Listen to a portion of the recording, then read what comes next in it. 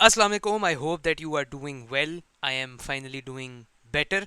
अच्छा, आगे चलते हैं। हमने करना क्या है, ऑक्साइड्स पढ़ना है हमने, ठीक है। ऑक्साइड्स के बाद हमने सबसे ज़रूरी चीज़ स्टार्ट करनी है विच इज़ सॉल्ट्स, ठीक है, which is probably the most important chapter in chemistry. Chemistry में सब सारी चीज़ है ही बेसिकली सॉल्ट, आयनिक कंपाउंड। जो सॉल्ट्स है वो किस तरह से प्रैक्टिकली बनाते हैं, वो कहाँ से आता है और हमें कैसे पता किस तरीके से बनाना है, that is basically the salts वाला चैप्टर।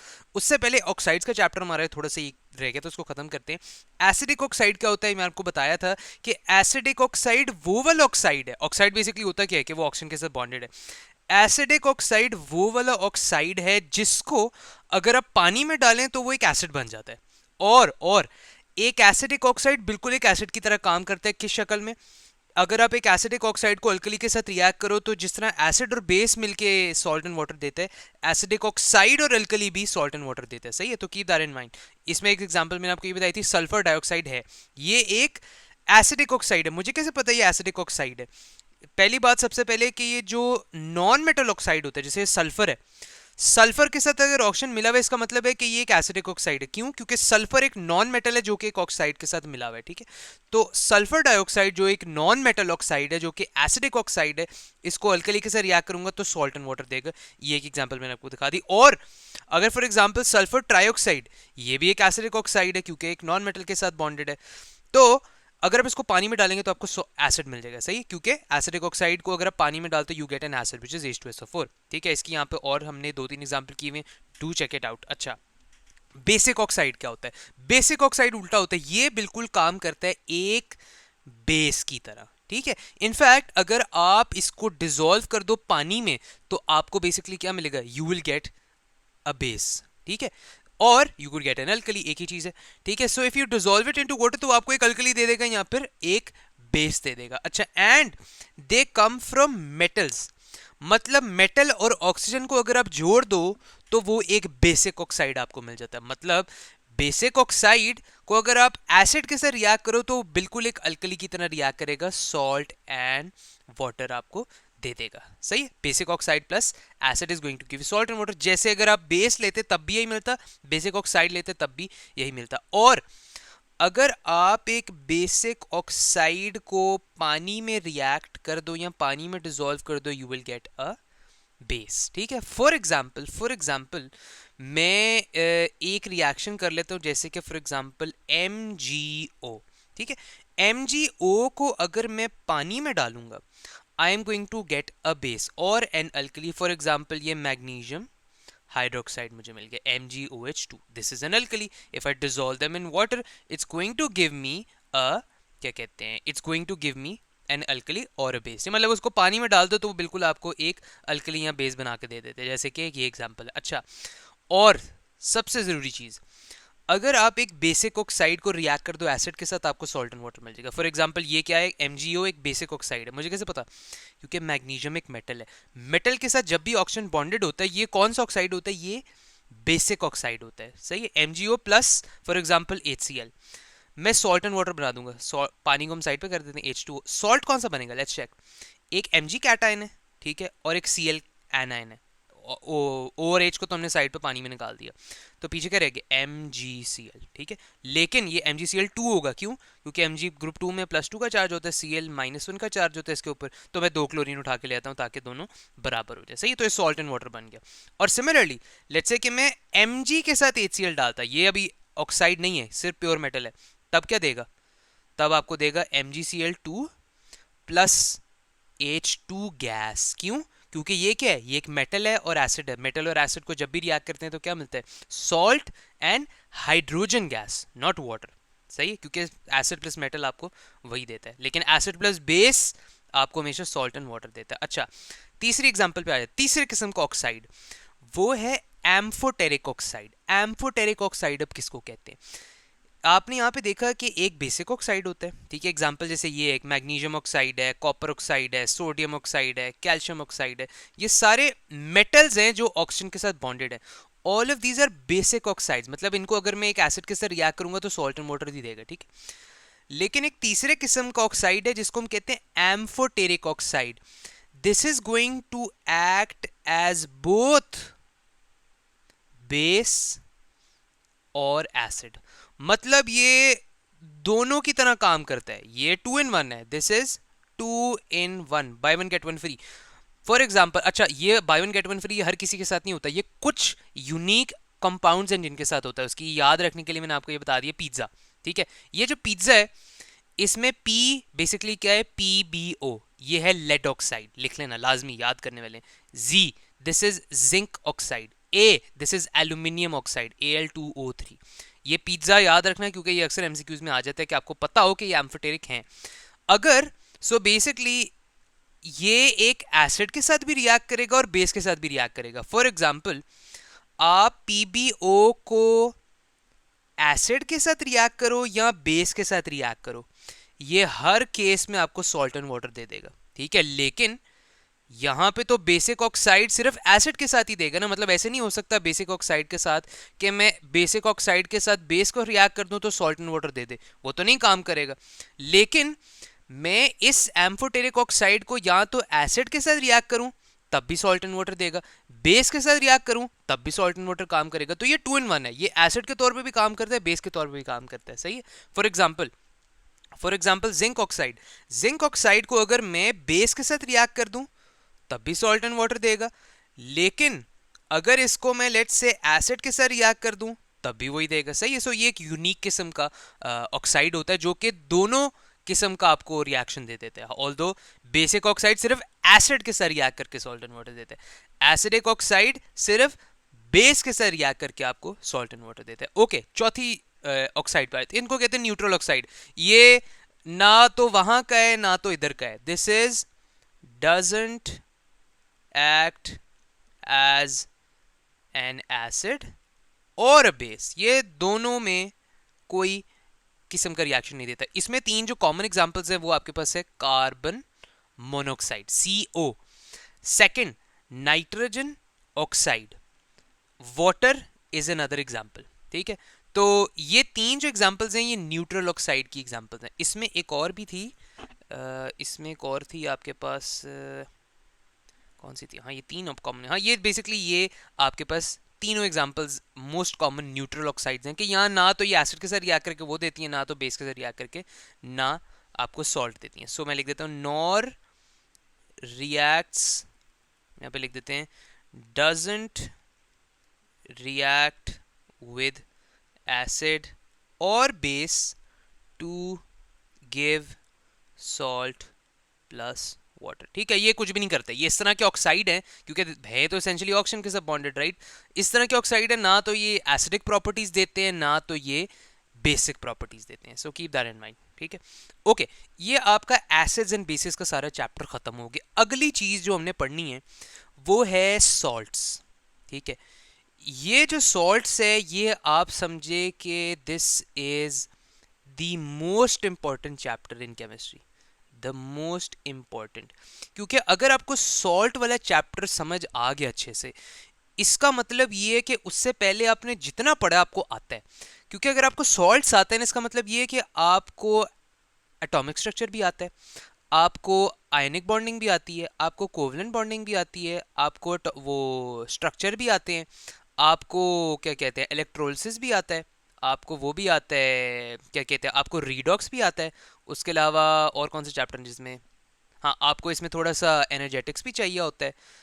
और क्या है, बस खत्म। इससे पहले हमने कौन सा चैप्टर पढ़ा, बॉन्डिंग, एसिड बेसिस सॉल्ट्स, हाँ इलेक्ट्रोकेमिस्ट्री ठीक है, रेट ऑफ रिएक्शन ठीक है, हाँ खैर, ओ हाँ बॉन्डिंग, बॉन्डिंग में से मैंने सारा कुछ कवर कर लिया। ठीक है, ये सारा कुछ आपका खड़ा हुआ है बीच में जो हमने मंजिल खड़ी की है, ये सारी आती है सॉल्ट्स पे। ठीक है, आपको अगर सॉल्ट्स अच्छा समझ आ गया इसका मतलब आपको पहले से सारा कुछ आता है। ठीक है, जो पूरी आपने ये जो स्ट्रक्चर खड़ा किया है इसमें सॉल्ट्स आपका सबसे ज़रूरी है, क्योंकि इससे आपका आपको ये पहले आता होगा तभी आप सॉल्ट्स तक पहुंचेंगे। तो इस सॉल्ट्स वाले चैप्टर में आपको ये भी समझ आ जाएगा कि मुझे पिछले वाले जो कॉन्सेप्ट है उसमें से मेरी क्या कमी है।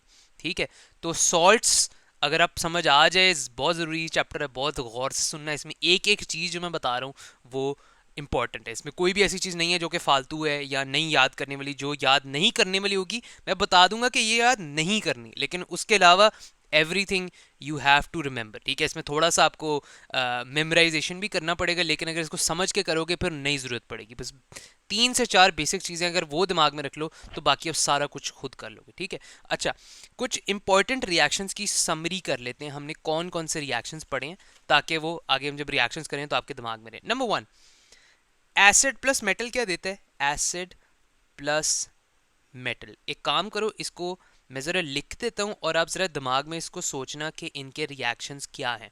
एसिड प्लस कार्बोनेट, ठीक है, मैं लिखता जा रहा हूँ। आप कोशिश करें कि पॉज करके एंड पे आप यहाँ पे खुद आंसर करने की कोशिश करना, फिर मैं आपको बताता हूँ किन के आंसर्स क्या हैं। एसिड प्लस बेस क्या देता है आपको?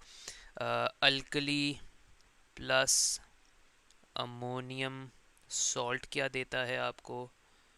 उसके अलावा और क्या है? हाँ, एसिड प्लस अल्कली एंड उसके अलावा और क्या था? Acid plus metal, acid plus carbonate, acid plus base, acid plus ammonium salt, alkali भी हो गया है। कौन सा रह गया? 4 5, हाँ यही है, बस काफ़ी है, ठीक है। Okay, try to pause it and write down the reactions. Acid plus metal क्या देता है? Salt plus H2। Acid plus carbonate क्या देता है? Salt plus H2O plus CO2। Acid plus base क्या देता है? Salt plus water. याद रखो ये H2 है, ये वाटर है इसके साथ, ठीक है। अच्छा, acid plus sorry alkali plus ammonium salt क्या देता है आपको? ये मैंने आपको बताया था, this gives you salt plus water plus a very unique thing जो पहले आपने नहीं पढ़ी थी, वो है अमोनिया गैस। याद रखना, अमोनिया गैस। याद है ये जो मैंने बताया था कि अगर आप फर्टिलाइजर आपके पास एसिडिक है तो आप न्यूट्रलाइज करने के लिए अल्कली और फर्टिलाइजर इकट्ठा नहीं डालते। क्यों? क्योंकि जब वो इकट्ठा डाल दे तो ये आपस में रिएक्ट करके आपकी सॉइल से अमोनिया उड़ा देते हैं, जो कि जरूरी होता है। सही है। अच्छा, an acid plus alkali again the same reaction as acid plus base, ठीक है। अच्छा, ये आपके मेन रिएक्शंस कुछ आगे जो कि इस्तेमाल होते हैं। अच्छा, सॉल्ट की डेफिनेशन होती क्या है? सॉल्ट है क्या? This is basically an ionic compound, ठीक है, विद कैटायंस एंड एनाइंस। ये बेसिकली एक सॉल्ट होता है। मतलब वो दो हिस्सों से हमेशा सॉल्ट बनता है, एक कैटायन से और एक एनाइन से, ठीक है। कैटायन एनाइन को जोड़ दो तो आपके पास एक सॉल्ट बन गया, क्योंकि सॉल्ट नाम ही एक आयनिक कंपाउंड का। याद रखना, सॉल्ट हमेशा एक आयोनिक कंपाउंड होता है। कोवलेंट कंपाउंड को हम सॉल्ट नहीं कहते, हम सिर्फ आयोनिक कंपाउंड को कहते हैं। मतलब अगर आप इनमें से किसी भी कैटायन को किसी भी एनाइन के साथ जोड़ दो तो आपको एक सॉल्ट मिल जाएगा। Literally you can choose any one. आप Mg को इसके साथ जोड़ दो, ये भी एक सॉल्ट है। आप कैल्शियम को इसके साथ जोड़ दो, ये भी एक सॉल्ट है। एल्यूमिनियम को इसके साथ जोड़ दो, ये भी एक सॉल्ट है। पोटेशियम को सल्फेट के साथ जोड़ दो, ये भी एक सॉल्ट है। आप लिथियम को फॉस्फेट के साथ जोड़ दो, ये भी एक सॉल्ट है। आप लेड को ब्रोमाइड के साथ जोड़ दो, वो भी एक सॉल्ट है। तो किसी भी कॉम्बिनेशन को आप जोड़ दें तो वो आपको एक सॉल्ट मिल जाएगा, लेकिन एक कैटाइन और एक एनाइन लाजमी होना जरूरी है, ठीक है। अच्छा, ये टेबल अगर आप याद कर लेंगे तो आपका ही फायदा है। ये जो टेबल है मेरे ख्याल से सबसे ज़रूरी टेबल आपके पास यही है केमिस्ट्री में।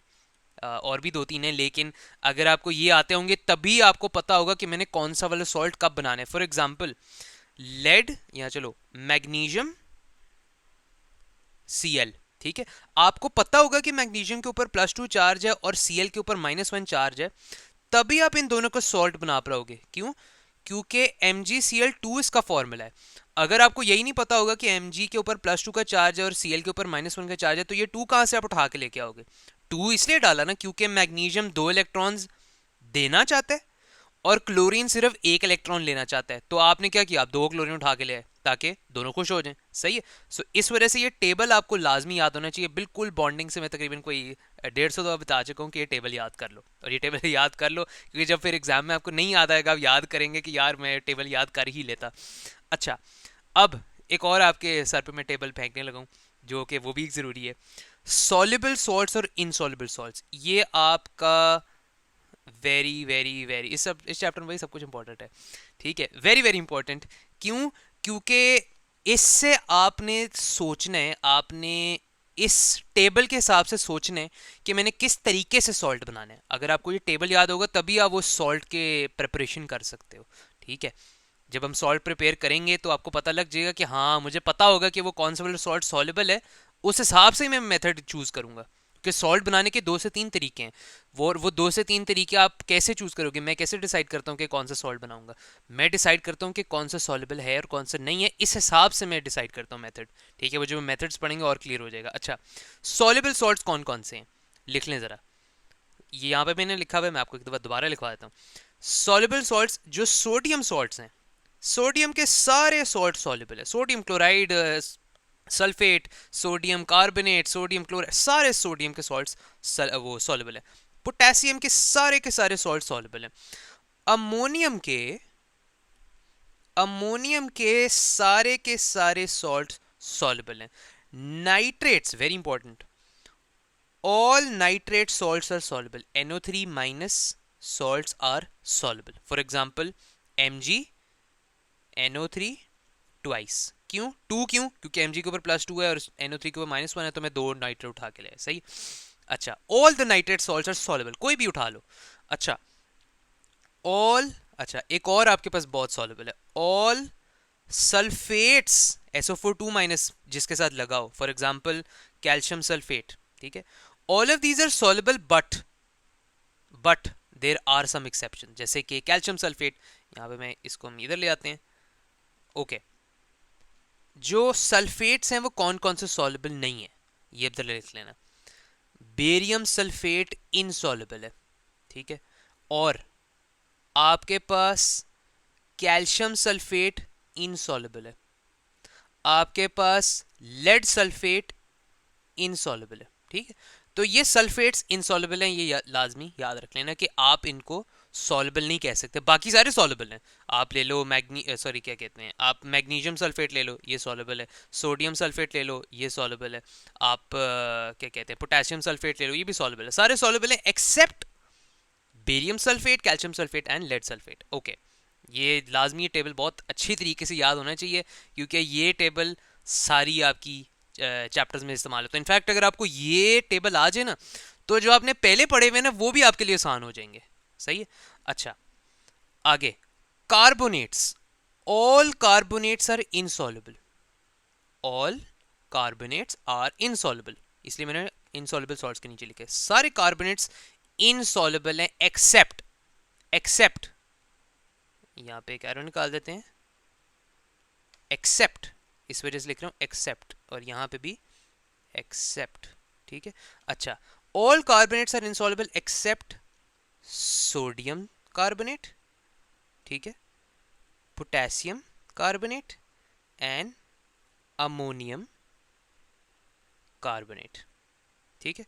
ये आपके पास अमोनियम के ऊपर होगा, अमोनियम के ऊपर होगा 2, क्यों?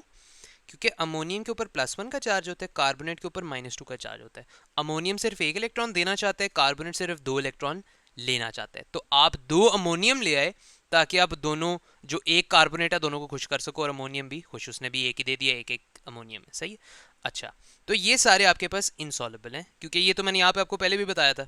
ये देखो, जितने सोडियम पोटेशियम और अमोनियम सॉल्ट्स हैं वो सारे सॉल्युबल होते हैं। तो कार्बोनेट्स सारे के सारे इनसॉल्युबल होते हैं, लेकिन इनकी एक्सेप्शन है कि ये इनसॉल्युबल नहीं होते, ये सॉल्युबल होते हैं। पोटेशियम, सोडियम और अमोनियम के सारे सॉल्ट्स सॉल्युबल होते हैं। अच्छा, आखिरी आपके पास है chlorides. All chlorides are soluble, again इसमें भी एक्सेप्शन है, एक्सेप्ट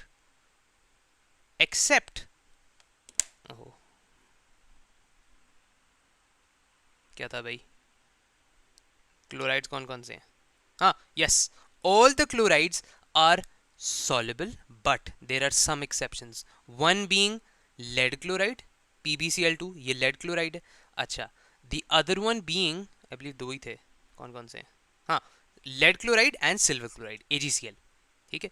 ये दो जो क्लोराइड्स हैं ये भी insoluble है, this is silver chloride, this is lead chloride, सही है।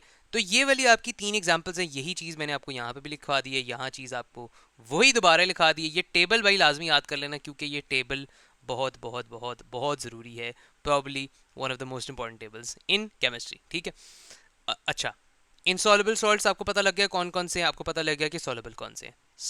इसको हम इस तरह से डिवाइड कर देते हैं, इस तरह से डिवाइड कर दिया, इस तरह से डिवाइड कर दिया, इस तरह से डिवाइड कर दिया एंड इस तरह से डिवाइड कर दिया, ठीक है। तो all the nitrates are insoluble, all the sulfates are soluble except these three, all the carbonates are insoluble except these one, all the chlorides are soluble except these two, ठीक है। तो ये इसको जरा याद कर लेना, ये अगली क्लास में आपसे पूछूंगा। these are to memorize, ये आपको नहीं गिवन होंगे, याद रखना, ठीक है। अच्छा, एक और चीज कर लेते हैं, वाटर ऑफ क्रिस्टलाइजेशन। ये वाटर ऑफ क्रिस्टलाइजेशन होता क्या है? Basically salt plus water is going to give you, ये by the way little water है, this is not a lot of water, this is drops of water, ठीक है, is going to give you a hydrated salt, a hydrated salt, ठीक है। ये आपको copper sulphate की example से मैं आपको ये बताता हूँ। कॉपर सल्फेट में अगर आप पानी डाल दें, ठीक है, बहुत थोड़ा सा आपको मिल जाता है कॉपर सल्फेट डॉट 5H2O, ठीक है। ये जो डॉट 5H2O है ना, इसको हम रहने देते हैं। अच्छा, ये जो डॉट 5H2O, इसका मतलब ये क्या है? ये वाटर बॉन्डेड है इसके साथ, water is bonded with copper sulphate, ठीक है। ये डिजोल्व अलग चीज है, ये उसके साथ बॉन्ड हो गया, ये पूरी तरीके से उस तरह बॉन्ड हो गया। आपको इनफैक्ट देखने को ये मिलता है कि कॉपर सल्फेट जो पानी के बगैर है ना, यहाँ पे है, हाँ। सो फॉर एग्जांपल ये मेरे पास है, let's say this is anhydrous copper sulphate, ठीक है। और अगर मैं इसके साथ पानी डाल दूं, ठीक है, तो पता क्या होगा? ये आपका जो वही सॉल्ट है वो ब्लू कलर का हो जाएगा, कॉपर सल्फेट के क्रिस्टल बनेंगे। This is hydrated copper sulphate, hydrated copper sulphate, और इसके साथ में लगाऊंगा 5H2, ये भी याद करने वाला है फॉर्मूला, सही है। अच्छा, सिमिलरली अगर मैं इसको हीट कर दूं, ठीक है, तो क्या हो जाएगा? वो वाटर उड़ जाएगा और वो वापस एनहाइड्रस कॉपर सल्फेट बन जाएगा, सही है। So keep that in mind, ये सबसे कॉमन रिएक्शन है जो वाटर क्रिस्टलाइजेशन में आता है। दो और हैं, कोबाल्ट क्लोराइड का भी है, ठीक है। ये कोबाल्ट क्लोराइड का मैं आपके नोट में ऐड कर दूंगा, अभी हम आगे चलते हैं। लेकिन बेसिकली उसमें भी यही चीज़ है कि उसमें आप पानी डालते हैं तो वो हाइड्रेटेड हो जाता है, और पानी आप निकालते हैं, हीट करते हैं, तो वापस एनहाइड्रस हो जाता है। वरना ये बाय द वे ये वाइट कलर का होता है, वरना ये ब्लू कलर का क्रिस्टल हो जाता है। मैं आपको बिल्कुल दिखा देता हूँ। Hydrated copper sulphate, hydrated copper sulphate, ये देखें, ये हाइड्रेटेड कॉपर सल्फेट यहाँ पे इसने बनाई हुई, तीनों कंपेयर कर, ये देखो जो सेकंड पे है ये हाइड्रेटेड है, लेकिन जो पहला वाला है वो वाइट कलर का है, सही है। सो ये, हाँ, ये कौची, ये देखो कि ये जो वाइट कलर का है ये ड्राई है, लेकिन जैसे उसने कतरा डाला पानी का तो वो कॉपर सल्फेट हाइड्रेट हो गया, ठीक है। So keep that in mind. Okay, आगे चलते हैं। सॉल्ट्स, भाई सॉल्ट बनाते कैसे हैं? सबसे पहली जरूरी चीज़ है, ये जो डायग्राम हम करने लगे हैं, ये सॉल्ट्स की मेन चीज़ है यही। अगर आपको ये चीज़ समझ आ गई, समझो आपको सॉल्ट्स आ गया। अच्छा, सॉल्ट बनाते कैसे हैं? हमने काफ़ी सारे तरीके देखे कि आप एक एसिड को मेटल के साथ जोड़ दो, आप एक एसिड को बेस के साथ चढ़ा दो, आप एक एसिड को कार्बोनेट के साथ लगा दो, सॉल्ट एंड वाटर आ जाएगा। आप अल्कली को अमोनियम सल्फेट, अमोनियम के साथ जोड़ दो तो सॉल्ट वाटर और नाइट्रोजन गैस मिल जाती है, अमोनिया गैस मिल जाती है। तो काफ़ी सारे तरीके हमने यहाँ पे देखे सॉल्ट बनाने के, बल्कि यहाँ पे हम हाईलाइट कर लेते हैं। ये देखो, सारों में सॉल्ट बन रहा है, salt salt salt salt salt, ठीक है। तो इन तरीकों से हमने सॉल्ट बनाने, हम कैसे चूज करें कि किस तरीके से सॉल्ट बनाएं? मुझे कैसे पता मैं इन 6 में या 5 में से कौन से तरीके से सॉल्ट बनाऊं? सॉल्ट बनाने के तो 10 तरीके हैं, तो कैसे पता चलेगा? मैं कैसे डिसाइड करूंगा कौन सा बेस्ट तरीका है? क्योंकि प्रैक्टिकली चीज़ें थोड़ी सी डिफरेंट होती हैं। प्रैक्टिकली हमें देखना होता है कि उसकी मैंने एक्सट्रैक्शन कैसे करनी है। ऐसे ना हो कि मेरा वो मैंने सॉल्ट बना लिया लेकिन मैं उस पानी में से निकाल ही ना पाऊँ, तो फिर क्या करूँगा। तो इस वजह से जो प्रेपरेशन का मेथड है वो आपने अकॉर्डिंगली डिसाइड करना होता है। सॉल्ट जो प्रिपेयर करना है, सबसे पहला सवाल आपने पूछने, आपको किसी ने जो आपके सर पे जाब ला दी है कि भाई मुझे सॉल्ट बना दो, आपने सबसे पहले सवाल पूछना है उससे कि भाई जो तुमने सॉल्ट बनाना है वो सॉल्युबल है कि नहीं। मतलब जो सॉल्ट आपने बनाना है, जो आपको चाहिए सॉल्ट, वो पानी में डिजोल्व करता है या नहीं करता। ठीक है, उसका जवाब या तो यस हो सकता है या तो नो हो सकता है। तीसरा जवाब हो सकता है उस केस में अगर आप सो रहे हो। ठीक है, पहला जवाब है यस, जो आपने सॉल्ट बनाना है वो सॉल्युबल हो। ठीक है, तो उसके आगे दो रास्ते हो सकते हैं कि आप, अगर तो वो सॉल्युबल है सॉल्ट जो आपने बनाना है, आप एक काम कर सकते हो कि आप एसिड को मेटल के साथ रिएक्ट कर दो, या बेस के साथ रिएक्ट कर दो, या कार्बोनेट के साथ रिएक्ट कर दो। ठीक है, अच्छा, लेकिन यहाँ पे अगली एक और बात आ जाती है। अभी आपने डिसाइड नहीं किया, आपने मेटल के साथ, बेस के साथ या कार्बोनेट के साथ अभी डिसाइड नहीं है कि कौन सा करना है। आपने एक और चीज़ अब पूछनी है कि जो आपके रिएक्टेंट्स हैं वो दोनों सॉल्युबल हैं कि नहीं है। मतलब for example A plus B gives you C. ठीक है, एंड जैसे वाटर ये साइड पे मिल गया। ओके, हमने सबसे पहले डिसाइड कर लिया कि सी सॉल्युबल है। ठीक है, ये सॉल्युबल है, जो सॉल्ट है वो सॉल्युबल है, वरना अगर तो ना होता तो फिर हम तीसरे मेथड पे चले जाते, इस पे हम आते हैं। अच्छा, जो उसने पूछा है कि सी तो सॉल्युबल है, ठीक है, अब आप ये वाले मेथड, इस वाले रास्ते पे चढ़ पड़े। ठीक है, लेकिन वो कह रहे हैं इस रास्ते पे आप चढ़ गए हैं तो आगे दो और सड़कें आ जाती हैं जिस पे आपने डिसाइड करने हैं। वो दो सड़कें किस पे डिपेंड करती हैं, वो कह रहे हैं कि जो रिएक्टेंट्स हैं वो सॉल्युबल हैं कि नहीं है। अगर तो रिएक्टेंट सॉल्युबल नहीं है तो आपके पास आएगा मेथड 1, जिसमें से आप रिएक्ट करोगे एसिड को एक इनसॉल्युबल, या तो मेटल, या तो बेस, या तो कार्बोनेट, और ये तीनों किस में होनी चाहिए, एक्सेस में होनी चाहिए। मतलब एसिड प्लस एक्सेस मेटल, या फिर एक्सेस बेस, या फिर एक्सेस कार्बोनेट, और इनको लाजमी इनसॉल्युबल होना चाहिए। इन तीनों को कोई भी चीज अगर आप चूज करो तो वो तीनों इनसॉल्युबल होना चाहिए। इन तीनों में से कोई भी आप चूज कर सकते हो। मतलब for example acid plus excess metal जो कि इनसॉल्युबल हो। सही है, अच्छा, अब लेकिन लेट्स से कि मैं कहता हूं कि जो मैंने सॉल्ट बनाना है वो सॉल्युबल तो है, लेकिन मैंने जिससे बनाना है वो भी सॉल्युबल है। ठीक है, तो फिर मैं पता है कौन सा तरीका चूज करूंगा, मैं चूज करूंगा टाइट्रेशन। ठीक है, तीनों मेथड्स को हम डिस्कस करेंगे। अभी के लिए मैं आपको बस एक ओवरव्यू दे रहा हूं कि ये तो सारा कुछ ही सॉल्युबल है भाई। अब जरा गौर से सुनो, अगर सी भी सॉल्युबल है, ए भी सॉल्युबल है, बी भी सॉल्युबल है, तो भाई निकालोगे कैसे सी को? सारा कुछ तो पानी में मिला दिया, तो निकालोगे कैसे? आपको कैसे पता जो आप सॉल्ट बना रहे हो वो ए बन रहा है, बी बन रहा है, या सी बन रहा है? राइट, इस केस में इनसॉल्युबल हमने क्यों कहा है? क्योंकि वो फिर जो इनसॉल्युबल होगा उसको हम फिल्टर आउट कर सकते हैं। ठीक है, तो ये मेथड अभी डिटेल में हम पढ़ेंगे ये, लेकिन मैं आपको सामने ही पढ़ाऊंगा। अभी के लिए मैं आपको ओवरव्यू दे रहा हूँ। सही है, तो इस हिसाब से आपने डिसाइड करना है कि कौन से तरीके से आपने सॉल्ट बनाना है। अगर तो सारा कुछ सॉल्युबल है, एवरीथिंग इज सॉल्युबल, तो आप यूज करते हो टाइट्रेशन वाला मेथड। Everything is soluble. ठीक है, इसमें मेथड 1 में आप चूज करते हो कि one reactant is insoluble, insoluble, बाकी सारा कुछ सॉल्युबल है इंक्लूडिंग द सॉल्ट, क्योंकि जो सॉल्ट बनाना है वो तो सॉल्युबल ही। इस सड़क आपके पास ये सिग्नल आया, ठीक है, इस सिग्नल में आपने देखा कि भाई जो मैंने सॉल्ट बनाना है वो सॉल्युबल है कि नहीं।